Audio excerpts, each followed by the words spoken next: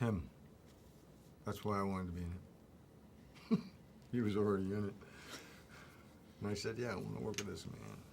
It was pretty much the same, but I was cast first before Ed was brought on board. And listen, it was a lovely, lovely script. It seemed to have a beautiful throwback to movies I kind of grew up loving to see. These sort of kind of tortured hitmen that are a bit of redemption at the end of it. Bonded friendships with other males that gets tested, and this had all that. This script had all these ingredients. And then when I heard Ed was going to be doing it, I was jumping up and down, literally jumping up and down with excitement.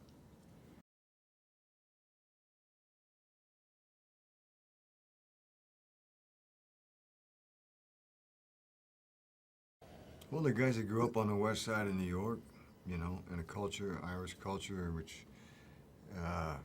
had its own way of doing business, you know, had, especially in the late 60s, 70s, you know, the Westies were insanely powerful and really gruesome. And Dangerous brutal, guys, you know, not afraid of doing anything. I mean, it was out, and a lot of drugs were flying around, and just people out of their minds, you know.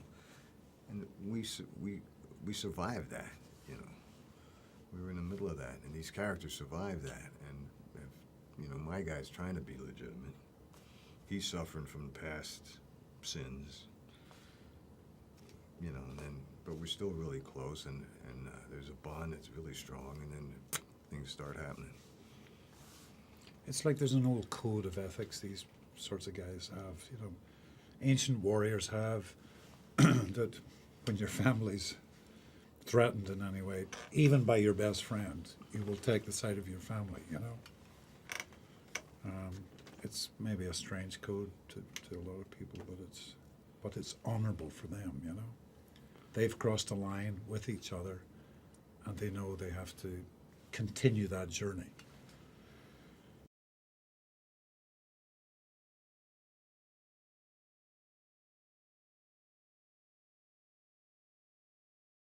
Lots of night shoots, lots of nitty-gritty parts of the city, lots of areas with elevated trains and stuff, which gives the scenes a real quality of danger and kind of unease, and, which is very interesting. And then the latter part of the film, we were up in Putnam County, a very, very peaceful place by a lake.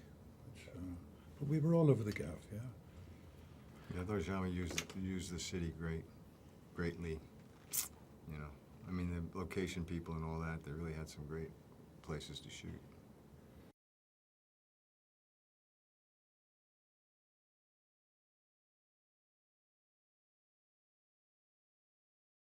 I just always liked him. I've loved his energy.